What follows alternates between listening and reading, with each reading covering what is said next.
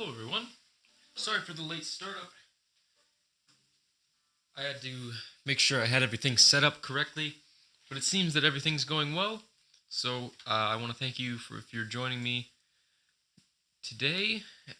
So you may notice from the title and from my comments on Facebook and whatnot, I don't have a topic for today. I'm just going to be writing, not writing, I'm going to be drawing a frame from my new episode of the comic. So I have been slacking a little bit with the comic, so I wanted to ensure to everybody that I am working on it. And I figured what better way to make sure that I get it done than by just doing it while I'm on stream here and just having a general conversation. So the chat is open. If you have any questions for me, or if you have just something you want me to talk about, post in the chat, and I will be keeping an eye on that. I organized my viewing window a little better, so now I can see that I'm still running on the stream, but then I can also see the chat window a little better. So this should be pretty nice, but I won't ramble on too much. I'm gonna have to get the picture started a little bit before it becomes more mindless, and I can just talk about whatever comes to my head. But I don't want it to go too silent, so I'll try and talk a little bit. I'll start by talking about the comic, I guess. So it is coming along very nicely. I believe I'm onto the third page, which is a significant. Well, actually, I should probably go look at what I'm at, um, just to give you a. Yeah. Okay. So I am on the third page, and that is longer than the previous one. The previous one was 2 pages. Now this one is not near the end yet, so it will be significantly longer than the previous one. Um, but I have the whole storyboard and idea worked out in my head, and I just need to get through all of the little details as I'm going through. Um, so I'm not gonna explain too much about what's going on in the frame. I'll leave that to your imagination, so that when the comic comes out, it's still a surprise what's happening. But um, it's a work in progress. So um, I am just constantly continuing work on this. Now, each frame is somewhat of a commitment, so it is relatively time consuming, and it well, yeah, so it is time consuming, and having a college schedule with tests and everything, it can get a little hard to keep up the pace. But summer schedule is pretty relaxed, so I shouldn't be complaining. So I'm just gonna start drawing here. And so, another news, I know Pokemon Go just came out. That's a big thing in the news and pop culture. I'm sure that a lot of people that might be watching this are playing that. Um, I enjoy the concept of it. I am playing myself. It's fun, but it is at the same time somewhat of a commitment. It's a little difficult just to play passively, um, which is how I usually play the iPhone games and the apps and whatnot. But it because it is geographic based, so it's almost like a geocaching for Pokemon. I thought that kind of tickled me as a concept, because I do enjoy geocaching. I have been geocaching for a long time, and so I uh, enjoy the idea of going out to a specific location and nobody else knows what you're doing, but you're looking for something in like plain sight. So that's kind of the same concept with the Pokemon Go, but at the same time, it does seem a little strange to me when people are sitting. It's a lot of people when people are like sitting out in a public place like Universal. I just went to Universal the other day because my girlfriend works there, and almost everyone, and I mean like everyone, is sitting there looking at their phone screens, and you can just guarantee that they're playing Pokemon Go. Um, it's kind of funny to see, but then at the same time, I was also playing Pokemon Go, so it's weird, but I'm sure it will become less weird as more people play it. Um,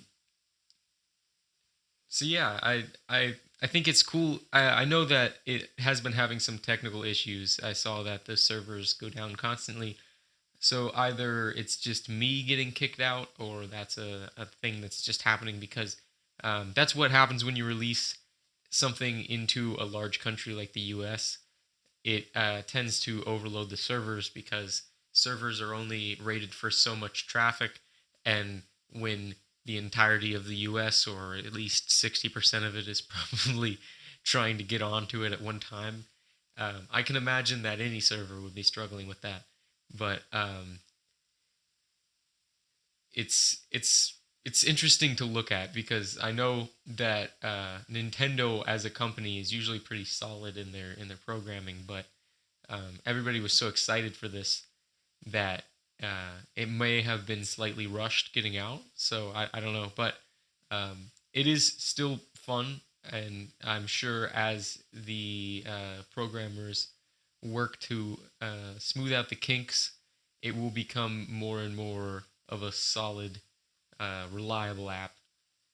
Um, but I think it's cool because it's an actual map laid over. So I'm pretty sure it's Google Maps is laid over the texture and whatnot. So you could actually use it to get somewhere. If you knew that there was a Pokestop or something there, you could actually use it because it has the street maps on it. It doesn't have street names or anything, but you could use landmarks and whatnot to actually get to a location, and then that just kind of tickles me. Um, I probably say tickles me too much. I should consider other alternative ways of showing my excitement, but I just enjoy that term. And so I guess if you guys have any guesses on what's going on in the picture here, you can try and post those down in the chat. I'd be interested to see what you think's happening, um, because it would it's kind of like a Pictionary thing, but at the same time, if I'm not portraying the picture well, then I'm sure that it isn't up to par with what I want it to be. Um,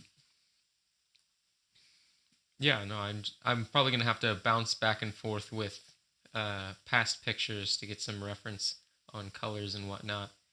But the I am pretty happy with how the comic is coming out. I wish that I could get it out quicker because I want to kind of try and gain a following, but at the same time, I want to make sure that it's quality. So I think it's something that like at the start, it's gonna be a slow progression. I mean, the YouTube channel is the same. It's always going to be a slow progression. Speaking of which, and this isn't necessarily having to do with a slow progression. I don't know why I said speaking of which. I just posted a video on my Facebook, and it's not something. It's a little different from the normal videos. It is me playing. Well, I posted the video on my YouTube channel, but then I posted a link to the Facebook page because there's a decent following on the Facebook page. It's a video of me playing the ukulele, but then it's actually my instrumental that I played on the stream a couple weeks ago. But I created somewhat of like a speech. I guess it's more of like a spoken word kind of thing, and I'm reciting it over top of playing the ukulele. Now, that may seem slightly easier, but if you watch it, you'll understand where I'm getting from. It took a lot of time, and I actually, I mean, I already had the instrumental lined up, and I knew I wanted to do something extra with it, but I I had, and I think even when I performed it, I said that I was thinking about doing a spoken word kind of thing.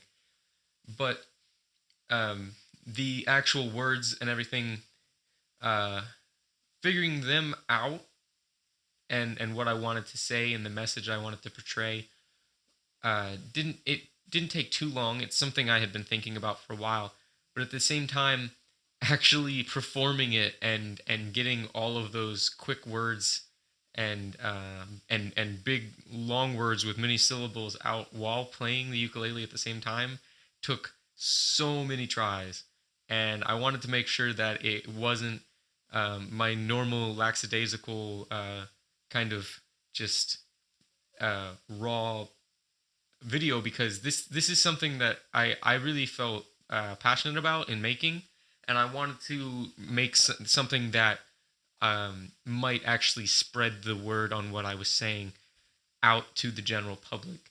So if you are watching this, even right now or later on YouTube, or just on off the stream, then please go over to my Facebook channel, Facebook page, or even just find the video on my YouTube channel here. It's called A Call to Perspective.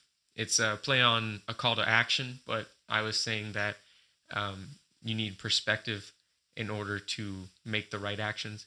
But just go find that video and please share it with your friends and family, with whether it be over social media or just showing them, because it is something I was very proud of when I made, and so I'm hoping that I get a pretty nice response from that.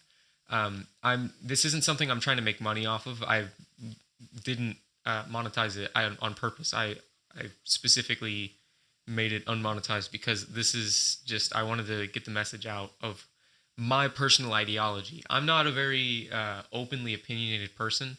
I don't like to force my opinions upon other people because I believe that people can have different opinions and different ideologies. So I wanted to.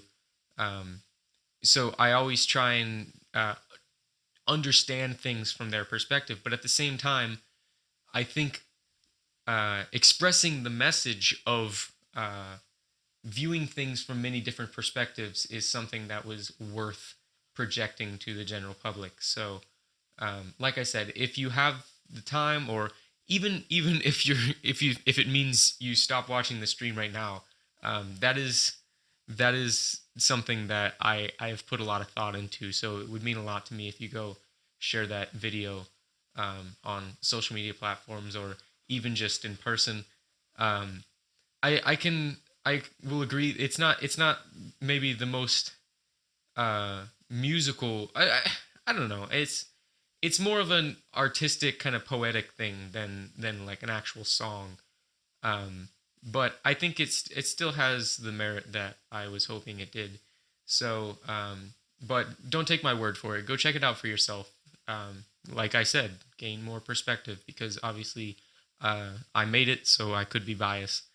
Um, and that's the message that I'm trying to get across. Is go although taking someone's word for it when they have expertise is important because it allows quick time decisions, it is also important to get that perspective for yourself.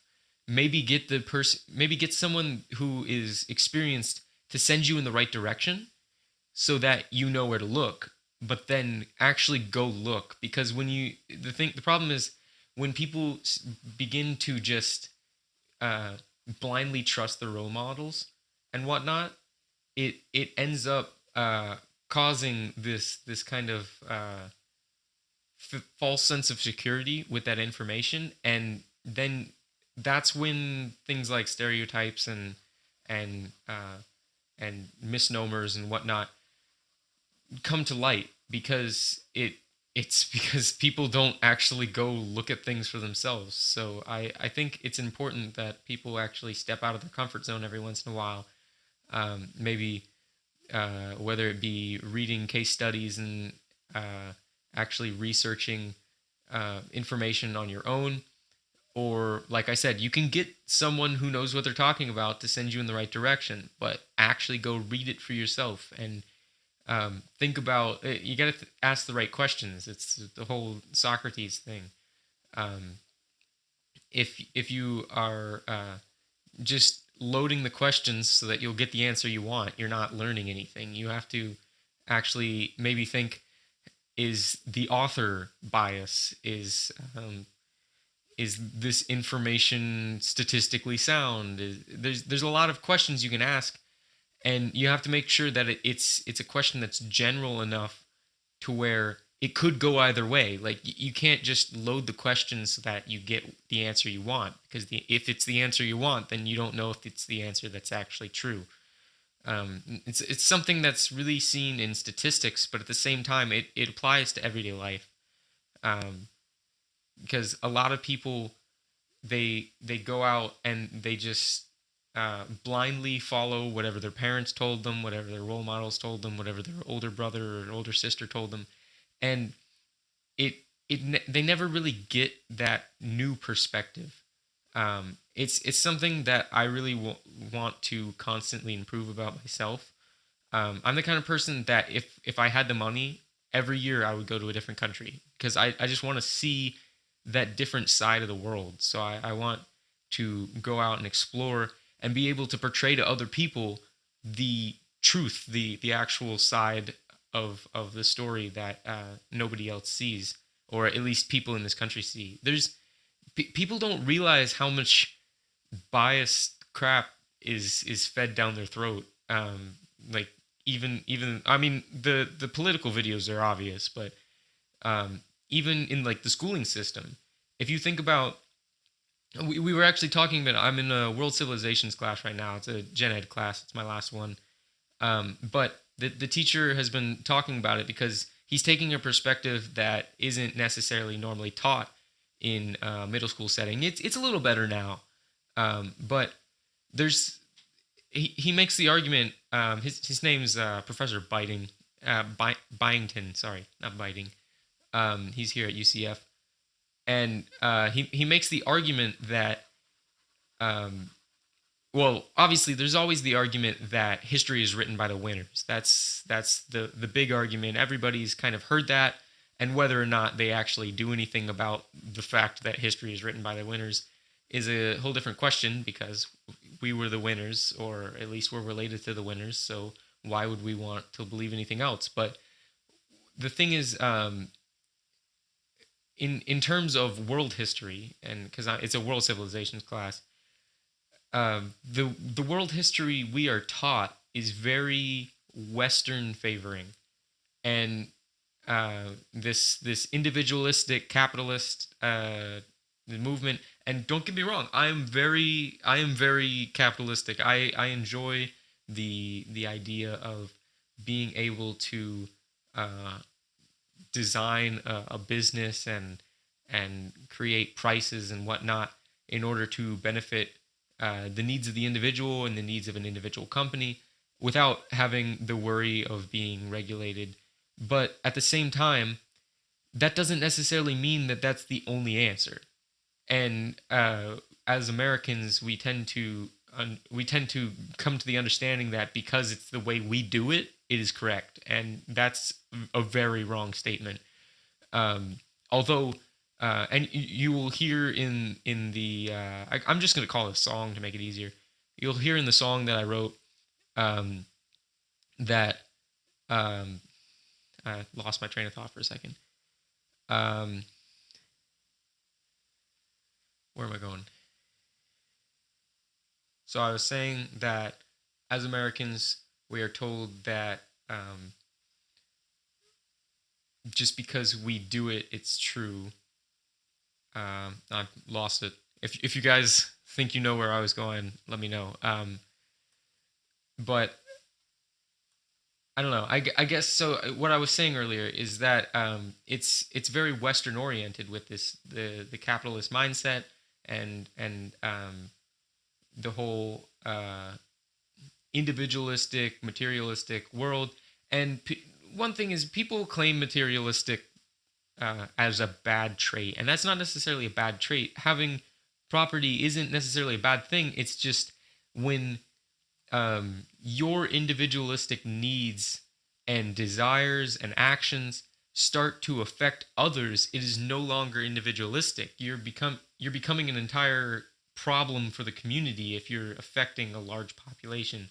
So that's where the flaw is. It's not in the ideology, but like I was saying, the the history of the world is taught in a very Western oriented manner because the West was, in terms of the economy and in terms of wars, mainly the more successful. And that's it's wrong to leave out an entire side of the globe just because they didn't win as many wars.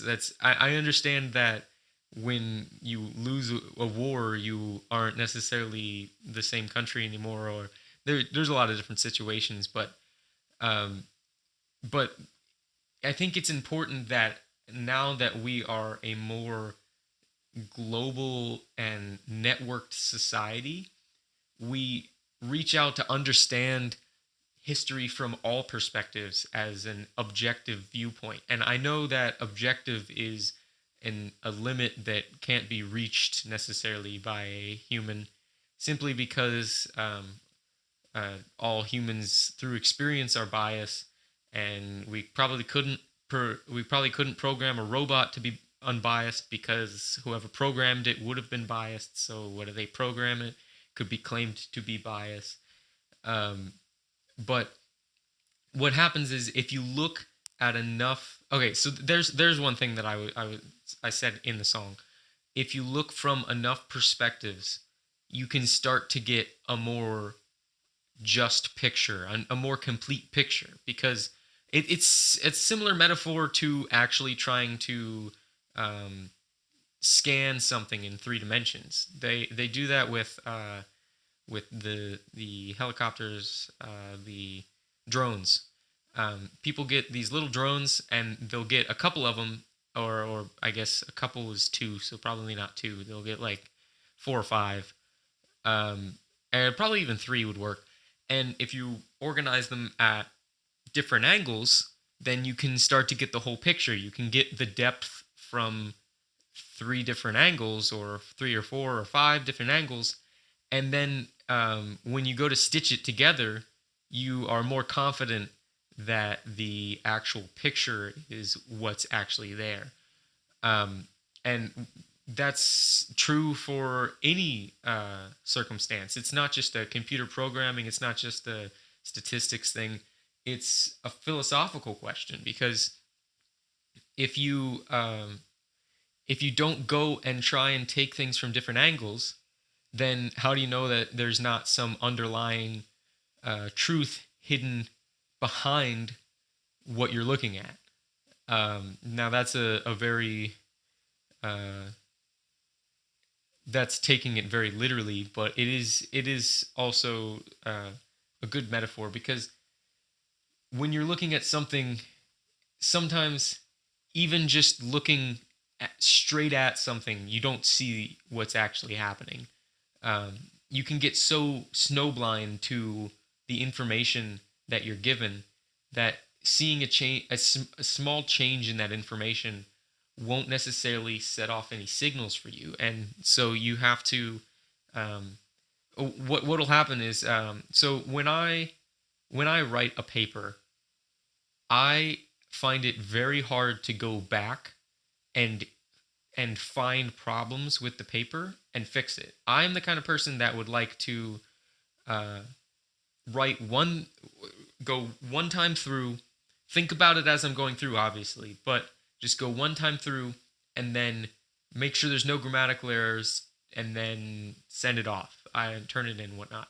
And I can get away with that in some classes and in some situations. Obviously, it's not always going to be class. I'm going to have to do that in the real world. But um, what really happens, what's the better method is, and I see my dad do this a lot, just because me and him are both engineering minded, which in turn means we're just terrible at spelling. I don't know what it is, but um, but he always writes this Christmas letter every year, and he always has everyone in the house read it. Not because he wants us to. Oh, I mean, obviously he wants us to read it because it's our Christmas letter, but um, at the same time, he just wants us to get a different perspective on it, because sometimes you'll say something and you don't necessarily get across what you mean, but to you, because you wrote it, it makes complete sense, because obviously you wrote it, so you have no problem deciphering what it means, because it means exactly what you meant it to you. But when you give it to someone else, you can actually get the real perspective, the consumer perspective, I guess, in a business metaphor, which is a very valuable perspective, because when you're sending something out to somebody, then you want them to get the message that you're trying to portray. Um, so going back to this is a very top down discussion, I guess. Going back to the writing that I was talking about, um, it's important to uh, maybe you don't even have to give the paper physically to somebody else, but you have to um, you've got to try and step back and take it from a different perspective. Um, that applies to physical things too, like art. My mom is a painter, and she always says that it's good to maybe take 10 steps back and just look at it from across the room, because sometimes when you're so up close staring at something in the face, you can't see the problems with it. But if you step back, then you can see the whole picture and you can see how things play together as opposed to individual things. This is it's a very important concept. So then you can then when you come back up to where you can actually change things, uh, you have that perspective of the whole picture, so you can actually make a logical decision based on what people are going to see. So all this ties back to my metaphor I was working um, with actually analyzing the world as we go through it in life. You have to really every once in a while you have to step back. You have to say, okay, I've been looking from this angle for a while. Let me go test the waters over here and see if this is okay.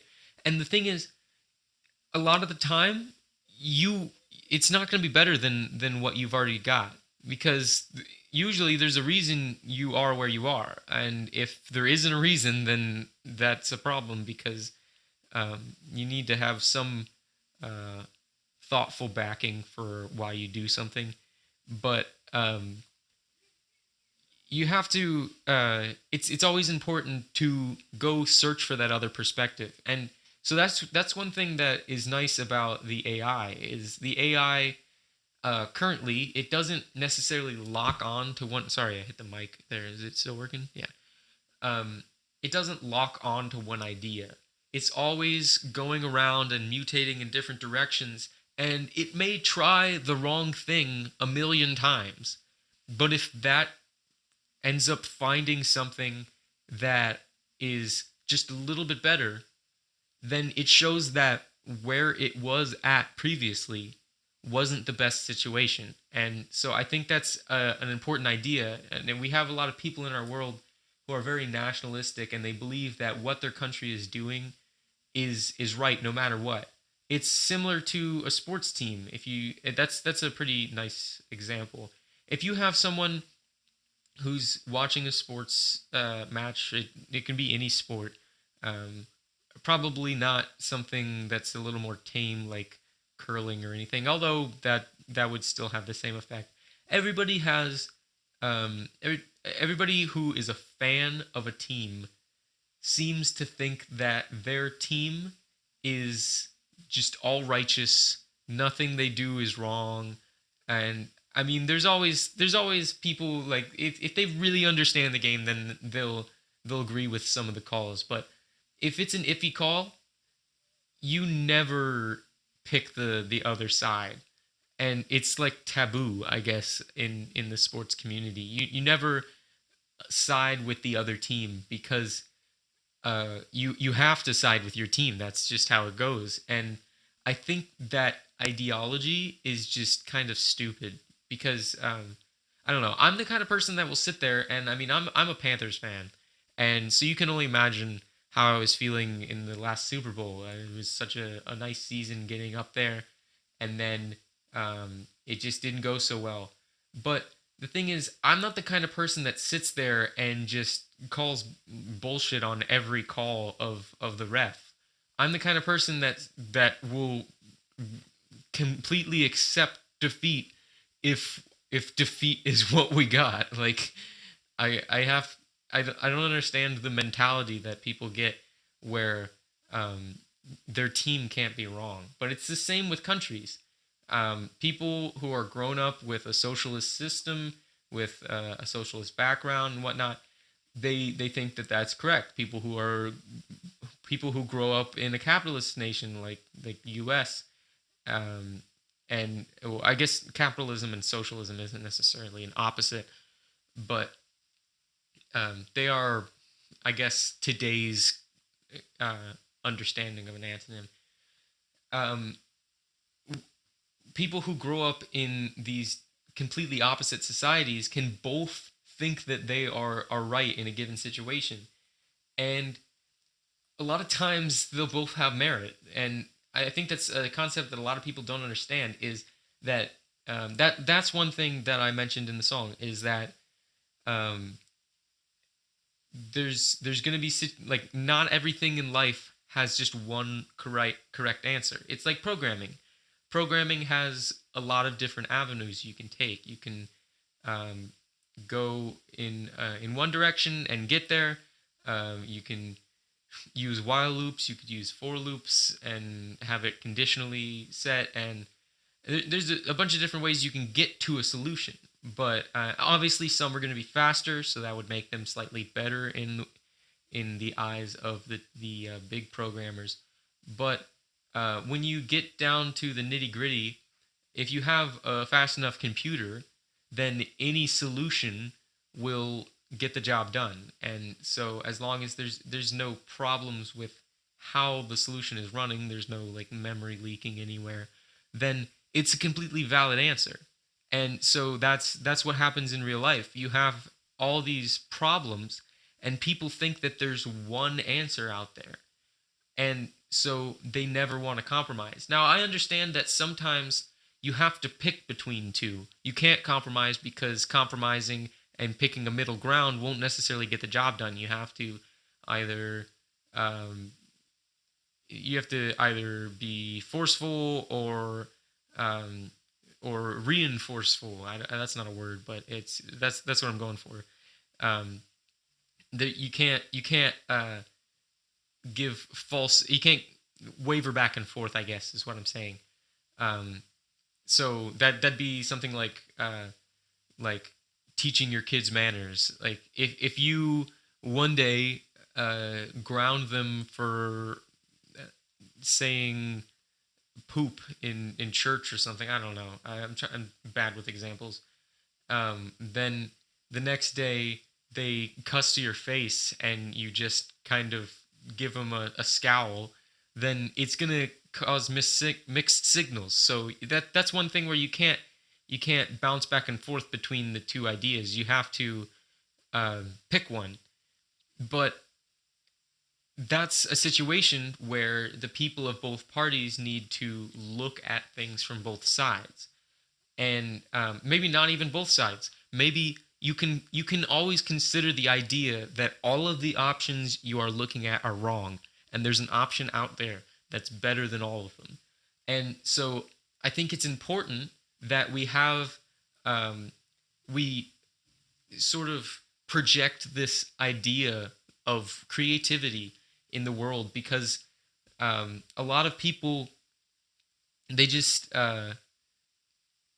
they teach people the options and they say this is what we have to work with, but they don't show the idea that those options could be wrong. And I guess I don't know. It's a weird concept to play around with, but it's something that I think it's important that kids understand in growing up, um, because when the next generation comes through, we don't want to just have a bunch of automatons making the same mistakes and being the same bigots that half the, or I don't know, a large portion of the population is today. Um, we got to have people that are willing to step out of those boundaries that have been laid down by previous generations. And so, I mean, it is important to claim that uh, a lot of these concepts have been turned over and cooked for a long time, so they have merit because they are still here. But that doesn't mean that they're correct. There's things that a lot of people took for granted for a while. Like, uh, let's just here's one: the kinetic energy formula. Everybody kind of thinks that that's just when you learn that in physics or in physics one or in high school, or I guess I don't know if they talk about kinetic energy in middle school, but when you learn about that, it's almost like it's an infallible truth. Like you can't defy it. But what actually happens is that that kinetic energy formula that everyone loves so dearly is just one piece of a Taylor polynomial that is an infinite series. So obviously, we're truncating it pretty low because, in relative terms, our everyday life is a pretty low energy system. But if you get into things like relativity, then those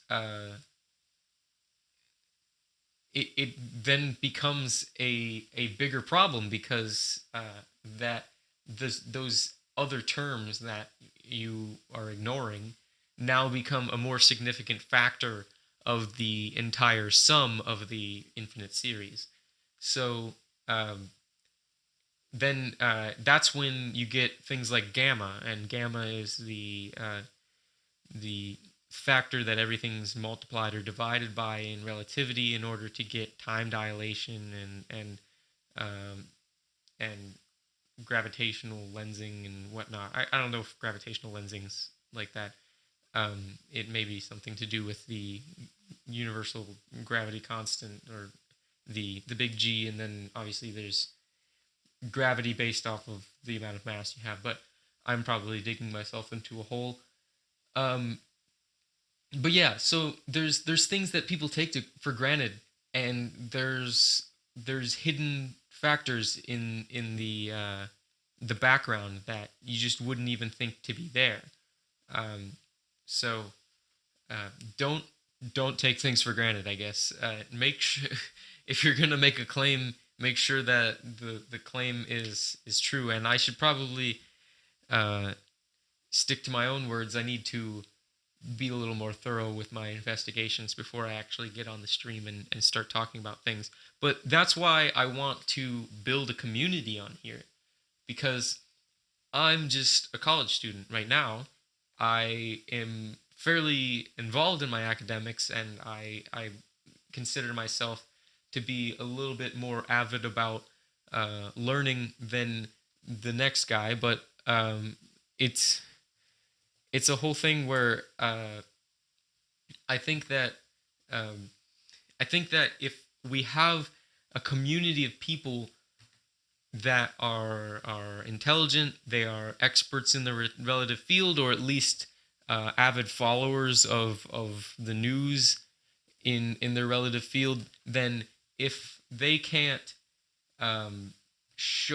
if they can't physically make the claims, then at least they can point me in the right direction so that I can go make a educated statement on a given topic. I don't have any examples on hand, but I want to try and make this kind of community, um, so that I am not the source of information. I want to be the source of inspiration for discussion, and then the chat to provide knowledgeable backing on what I'm saying and possibly furthering the conversation. I want to also get people on the stream that know what they're talking about. They have the credentials and whatnot um, to get this discussion going because I want to continue learning and I want to provide that opportunity to the general public so that everyone can continue to learn throughout um, their lives. I don't know why it got shut down to the next slide like that. Why is it? That's not what I want. Okay, we'll make this bigger, I guess. There we go. Okay. Um, this was what I was going for with this frame. I don't know if I want to add any more detail. I think I might add a little bit more detail, but I did look, and it's getting close to 40 minutes. I will finish off my rant here, but I did want to talk a little bit about my AI. Um, I just I don't know. I need to just sit myself down with nothing else to do, no distractions, and just get it started. Because I know that if I physically start typing out the code for the new project, it'll just flow out of me. That's how it always works. But I just got to get it started. So I don't know if you guys want to like nag me on social media or something. But at the same time, this is a rather daunting task I have ahead of me. I didn't realize how bad it was, but I guess it's a the curse of a individual programmer. I have done so much work and so many little tiny changes on the code that I'm going back into it and looking at it because I need to pretty much overhaul the whole system in order to do this change I'm talking about.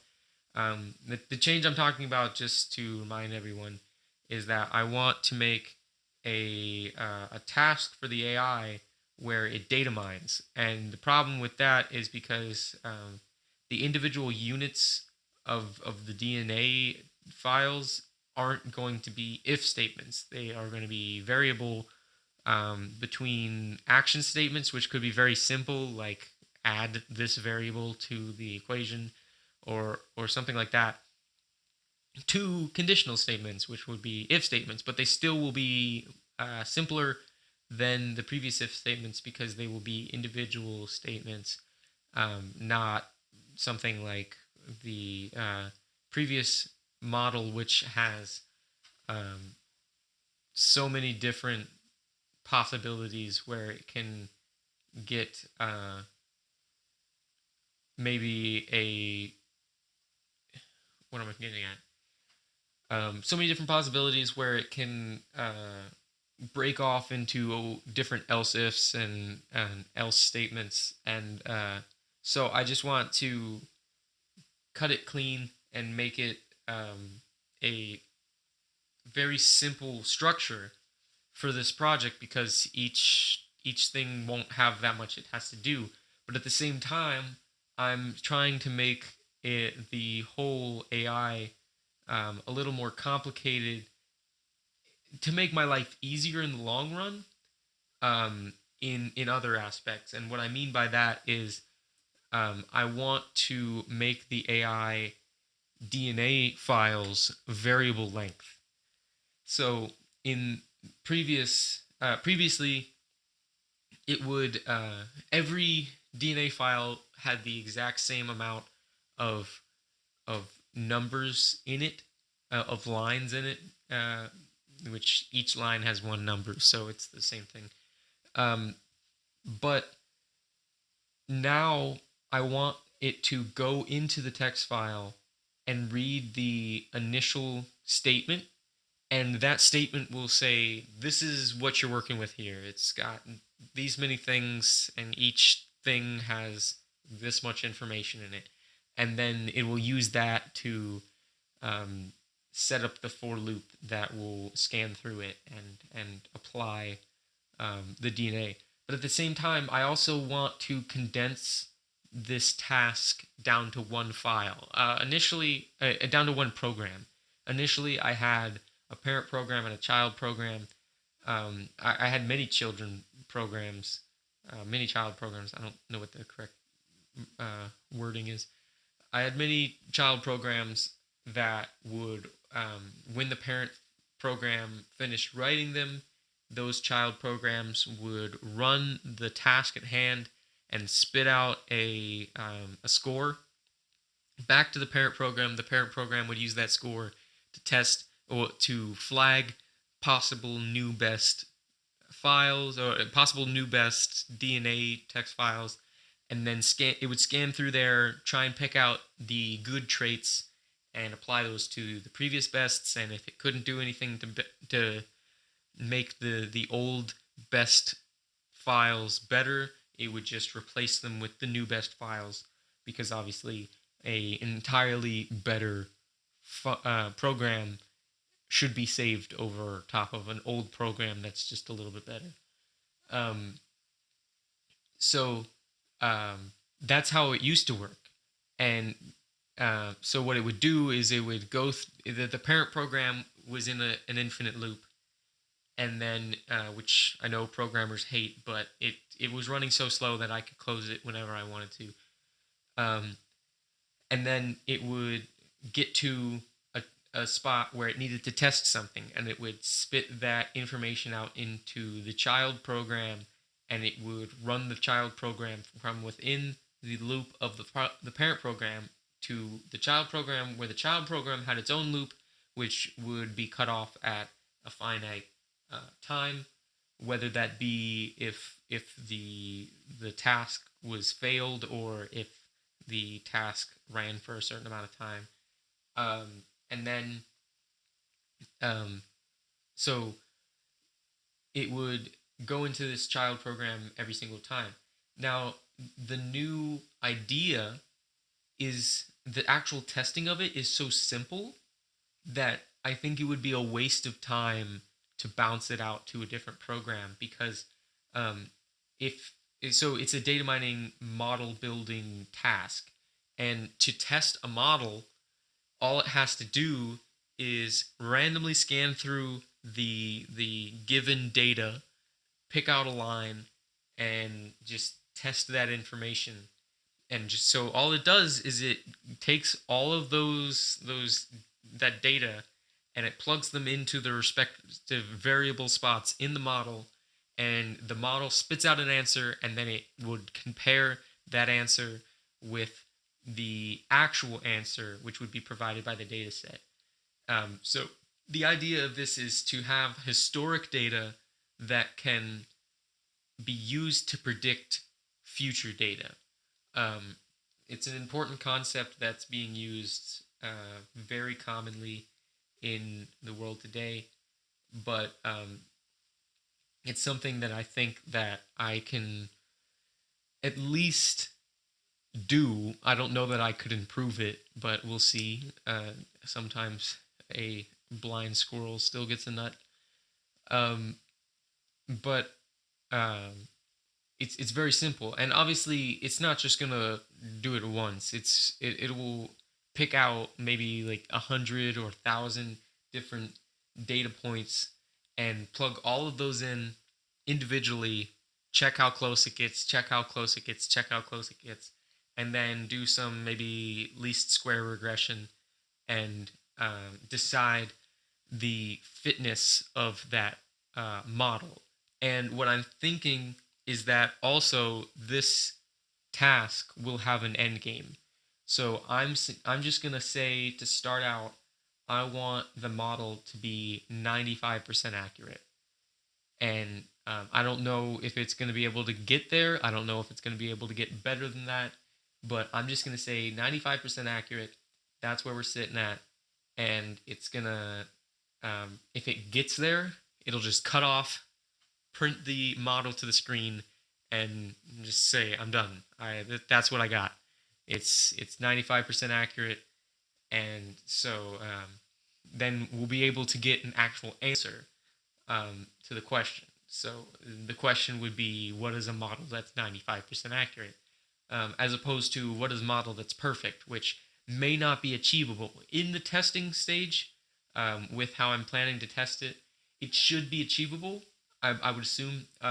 If I didn't tell you that already, how I plan to test it is I'm just going to make or possibly randomly generate a large equation, which would be like x plus cosine y plus z to the power of 3, and just some random equation with combinations of variables and whatnot. And I'll make it fairly long, but then I'm just going to use that to generate this historic data. And so I will already know what the answer is, and then by doing that, we can see how close it gets, or if it makes a smart decision to leave something out. Because what can happen is if there's something that's like q times 0.000001, then obviously q isn't that big of a deal because it's not that well weighted in the equation. And so if it leaves it out, that's not going to cause that much of a problem. It can still get really close to the answer without even considering that variable. And that's a smart idea because in the real world, when you have to go spend money to get information, if you don't have to get as much information to still get a valid answer, then that's big. That's money saved, and money saved is very important to our society. So that's what I'm working with. Like I said, if you want to nag me on social media, I'm game. Probably Facebook and Twitter are the best. And then, but it is something I need to work on. I was kind of hoping I would get some work on it yesterday. I was kind of hoping I would get some work done on it today. I even drank some caffeine for some inspiration and didn't work.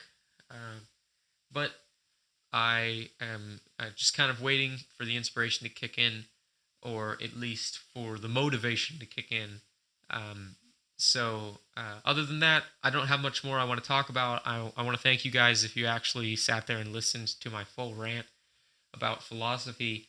And I hope you enjoy the picture we have here on the screen. It's pretty much spot on with what I was going for. So if you can't guess what it is, then I'm sure you'll be able to understand what it is when you see the comic come out. I'm hoping that I can get that out at least this month. I was claiming I would get it out last month, and that didn't happen. But I definitely understand the creator's syndrome that a lot of people on the internet tend to get. But the best way you can get me to be motivated is just by showing excitement. So any comments on maybe what you think's going on here, or just suggestions for anything, music you want me to play, anything. It might be the little kick I need to get going on that. So I'm pretty sure I will be streaming on Wednesday. I don't currently have any responsibilities or other things. I don't have any responsibilities that I need to take care of at the moment. So I want to thank you guys for watching. If you have stuck with it the whole time, and like I said, go check out that video I just posted. It is something that's pretty important to me, just because I don't really get my point across that often, just because that's not my personality.